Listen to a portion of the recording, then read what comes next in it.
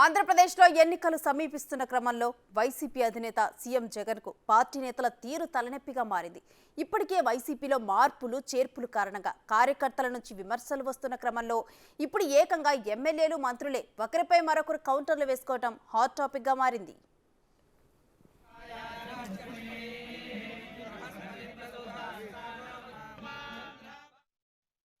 ఇచ్చేవాళ్ళు లేరులే కానీ ఇప్పుడు ముందు మీరు ఇచ్చేవాళ్ళు లేదంటే మనం సర్వాలాగా అలర్ట్ చేయగలుగుతాం.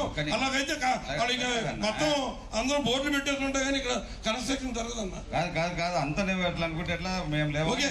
ఓకే ఇప్పుడు నేను నీ అభిప్రాయాన్ని గౌరవిస్తాను. ఈ మాట ఇలాగ ఇచ్చేవాళ్ళు లేరబ్బా. చక్రపాణి అన్న ఇలా అంటున్నారు, దీని మీద ఏం చేయమంటారు? మీరు బోర్డు ఎందుకు ఇంకా పనిలేక బోర్డు ఉండేది, ఇంకా దానిలోకి ఎందుకు వాళ్ళు పాస్ చేయడం ఎందుకు, దానికి బోర్డు ఎందుకు? ఇంకా చేసిన తర్వాత బాగుంటుంది కదా. నీకు కూడా నేను చెప్తున్నాను, ఎన్విరాన్మెంట్ మినిస్టర్గా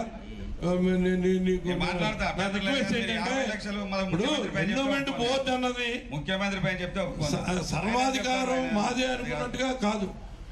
బోర్డుకి కొంత పరిధి ఉంటుంది. ప్రభుత్వం పరంగా ముఖ్యమంత్రి స్థాయిలో తీసుకున్న నిర్ణయాన్ని డిబేట్ చేయడానికో క్వశ్చన్ చేయడానికో బోర్డు ఉందంటే టెంకాయ కొట్టంగా 25 లక్షలు దానికి ఎందుకు పెట్టాలా? నువ్వే ఇస్తానంటున్నావు, మళ్ళీ వాపస్ ఇస్తానప్ప. డబ్బులు ఇవ్వకు, 10 లక్షలు నెగిళ్ళ పెట్టుకొని టెంపులే వద్దు, రిటర్న్ అయ్యదు. రిటర్న్ ఎందుకు ఉండని మనం ఎందుకు ఇవ్వాలి? మళ్ళీ టెంకాయ కొడతాను 25 ఇవ్వాలా? ఓకే, ఇది ఈ విషయం మీద మన స్థానిక శాసనసభ్యుల వారి అభిప్రాయాన్ని నేను ముఖ్యమంత్రి గారికి ఖచ్చితంగా తెలియజేస్తాను. వారు కూడా ముఖ్యమంత్రి గారితో మాట్లాడతారు. ఇది తప్పనిసరిగా తర్వాత ఇది ముఖ్యమంత్రి గారి సమస్యలో తేల్చుకుని చేద్దాం. ఇదేం వివాదం కాదు. ఏదో మాకున్న చనువు కొద్దీ మాట్లాడుకున్న మాటలు తప్ప ఆయన అభిప్రాయం వేరు, నా అభిప్రాయం వేరు కాదు. ఇద్దరిది ఒకటే అభిప్రాయం. ఏది చేసినా ఉభయతారకంగా ఉండేలాగా చేద్దాం.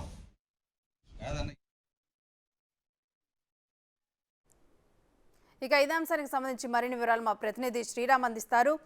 శ్రీరామ్, ఇప్పటికే కూడా ఇటు ఆంధ్రప్రదేశ్ ఎన్నికలు సమీపిస్తున్న క్రమంలో డెఫినెట్గా కూడా ఇటు వైసీపీలో నేతల తీరైతే తలనొప్పిగా మారినట్లు తెలుస్తుంది. మరోవైపు మార్పులు ఉంటాయని చెప్పి ఇటు సీఎం చెబుతుండటం జరుగుతుంది. అసలు డీటెయిల్స్ ఏంటి ఏపీ పాలిటిక్స్ మీద?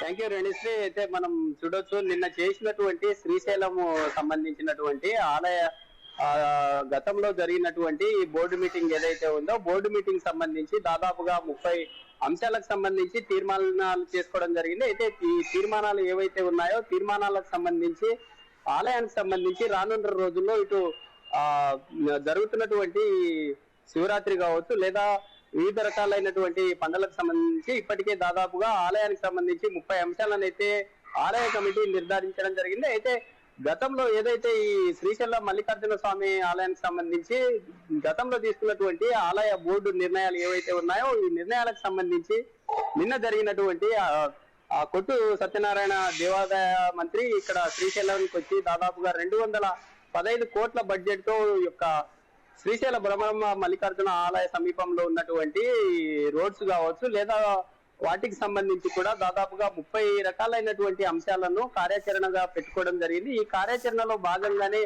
వీటికి సంబంధించి అన్ని రకాలుగా ఇప్పటికే ఆలయ సంబంధించినటువంటి ఆ కమిటీ మెంబర్స్ ఎవరైతే ఉన్నారో వారితో కూడా చర్చించడం జరిగింది. చర్చించినప్పటికీ నిన్న జరిగినటువంటి ఈ సమావేశంలో కీలకంగా నిన్న కొట్టు సత్యనారాయణ కీలకంగా అక్కడ జరుగుతున్నటువంటి అంశానికి సంబంధించి ఇటు ఎమ్మెల్యే కావచ్చు లేదా ఆలయ కమిటీ సంబంధించినటువంటి మెంబర్ల మీద కూడా మండిపడిన పరిస్థితులను మనం చూసాము. అంటే గతంలో ఏదైతే ఈ ఆలయానికి సంబంధించి శ్రీశైల సంబంధించినటువంటి మల్లికార్జున స్వామి ఆలయానికి గతంలో ఇచ్చినటువంటి డొనేషన్స్ ఏవైతే ఉన్నాయో అయితే 5 నుండి 10 లక్షలు అనేటటువంటి అమౌంట్ పెద్ద అమౌంట్ కాదు.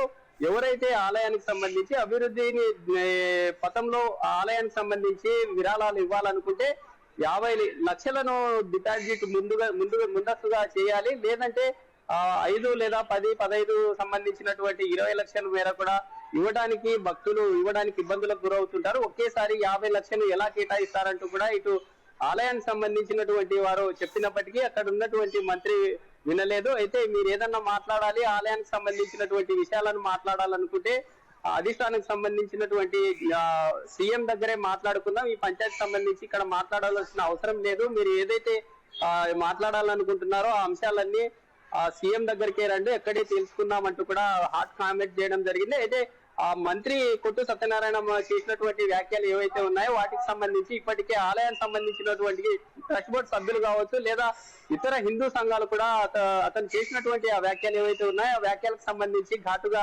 స్పందించడం జరిగింది. అయితే రానున్న రోజుల్లో కూడా వివిధ రకాలైనటువంటి ఆందోళనలకు కూడా దిగుతామంటూ కూడా తెలుస్తున్న పరిస్థితి. అయితే ఏదేమైనప్పటికీ దాదాపుగా 215 కోట్ల మేర ఈ యొక్క శ్రీశైల డెవలప్మెంట్ సంబంధించి ఈ టెంపుల్ ని ఏదైతే డెవలప్ చేయాలనుకుంటున్నారో వాటికి సంబంధించి దాతలు ఎవరన్నా ఆ గుడికి సంబంధించి అమౌంట్ ఇవ్వాలనుకుంటే ఖచ్చితంగా 50 లక్షల డొనేషన్ ముందస్తుగా డిపాజిట్ చేసుకునే విధంగా ఆలయ సంబంధించినటువంటి అధికారులు చర్యలు తీసుకోవాలి. అంటే తక్కువ అమౌంట్ ఇచ్చేటటువంటి వాటిని ప్రోత్సహించకూడదు అంటూ కూడా చేయడం జరిగింది. అయితే దీనికి సంబంధించి గతంలో జరిగినటువంటి ట్రస్ట్ బోర్డు మీటింగ్ లో దాదాపుగా 30 అంశాల్లో ప్రధానంగా చూసుకున్నట్లయితే ఆలయానికి సంబంధించి ఆలయం సమీపంలో ఉన్నటువంటి క్యూ కాంప్లెక్స్ కావచ్చు లేదా తిరుమల తరహాలో ఉన్నటువంటి వెయిటింగ్ హాల్స్ ఏవైతే ఉంటాయో తిరుమల ఉన్నటువంటి ఆ వెయిటింగ్ హాల్స్ లో కూడా శ్రీశైలంలో కూడా స్వామివారి సన్నిధిలో ఉంటే అంటే స్వామివారిని దర్శించుకుంటున్న సమయంలో ఎక్కువగా రద్దీ ఉన్నటువంటి సందర్భాల్లో వాటిని భక్తులకు అన్ని రకాలుగా అందుబాటులో ఉండే విధంగా వీటిని ఏర్పాటు చేయాలంటూ కూడా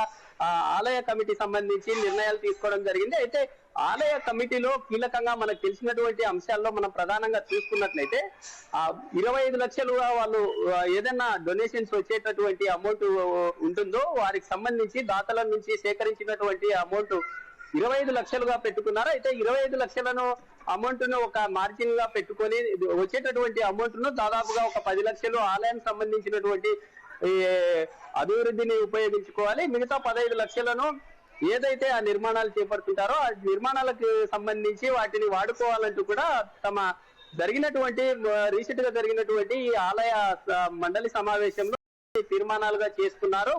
బయటకు వచ్చిన తర్వాత కూడా మీడియాతో మాట్లాడడం జరిగింది. అయితే గతంలో ఉన్నటువంటి ఈ తీర్మానాల కంటే దీటుగా ఈసారి శ్రీశైలంలో జరిగేటటువంటి బ్రహ్మోత్సవాలు కావచ్చు లేదా శ్రీశైల స్వామి సంబంధించినటువంటి అభివృద్ధి కార్యక్రమాలు అన్ని రకాలుగా ముందుకెళ్లే దిశగా ఈ యొక్క ఆలయ కమిటీ తీసుకుంది అని చెప్పి తెలుస్తా ఉంది. Thank you Sriram.